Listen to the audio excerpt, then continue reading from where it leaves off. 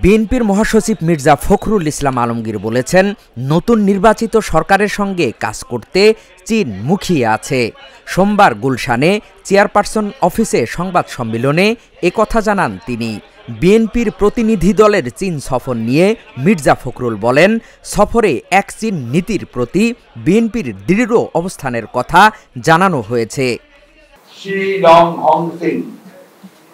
আমাদের ভারপ্রাপ্ত চেয়ারম্যান জনাব তারেক রহমানকে চীন সফরের আমন্ত্রণ জানিয়েছেন এবং দ্রুতই একটি নির্বাচিত সরকারের সাথে নতুনভাবে কার্যক্রম শুরুর ব্যাপারে চীনের পক্ষ থেকে আশাবাদ ব্যক্ত করেছেন। বৈঠকে বাংলাদেশের অবকাঠামো উন্নয়নে পরীক্ষিত বন্ধু রাষ্ট্র হিসাবে চীনের অবদান সমূহ আমাদের পক্ষ থেকে ধন্যবাদের সাথে উল্লেখ করা হয়েছে এবং ধারাবাহিকতায় আগামীতে ডিজিটাল প্রযুক্তি, সেমিকন্ডাক্টর, নবায়নযোগ্য জ্বালানি, মেডিকেল ও উচ্চ স্বাস্থ্য সেবা, উচ্চ শিক্ষা, যোগাযোগ, আধুনিক কৃষি প্রযুক্তি, এসএমই বিজনেস, ব্লু ইকোনমি, উন্নতর প্রযুক্তি হস্তান্তরের ক্ষেত্রে চীনের অধিকতর ভূমিকা রাখার আহ্বান জানানো হয়েছে।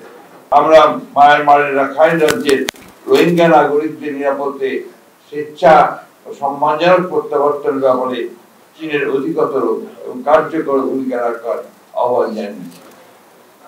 আমাদের পক্ষ থেকে পারস্পরিক মর্যাদা সমুন্নত রেখে উন্নয়ন ও সমৃদ্ধির ভাবনায় এমন সহযোগিতা আহ্বান জানিয়েছি যেখানে জনগণ ও জনকল্যাণের অগ্রাধিকার যেন থাকে সর্বোচ্চ স্থানে।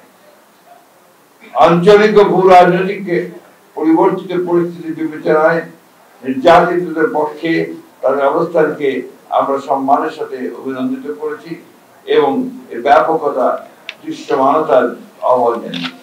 চীনের কমিউনিস্ট পার্টির পক্ষ থেকে 2 বছর মেয়াদী রাজনৈতিক সমঝোতার স্মারক স্বাক্ষরের প্রস্তাব করা হয়েছে, যা আমরা ইতিবাচকভাবে গ্রহণ করেছি।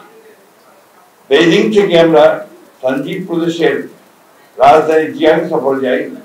সেখানে আমরা বৈদ্যুতিক গাড়ি প্রস্তুতকার প্রতিষ্ঠান BYD পরিদর্শন করি। পাশাপাশি তাদের হাইটেক প্রযুক্তি পার্ক ক্রিয়াটন বিশ্ববিদ্যালয়ের পরিদর্শন আমাদের সফর সূচিতে অন্তর্ভুক্ত ছিল। এখানে প্রায় 50 জন বাংলাদেশ ছাত্র অধ্যয়নরত রয়েছেন।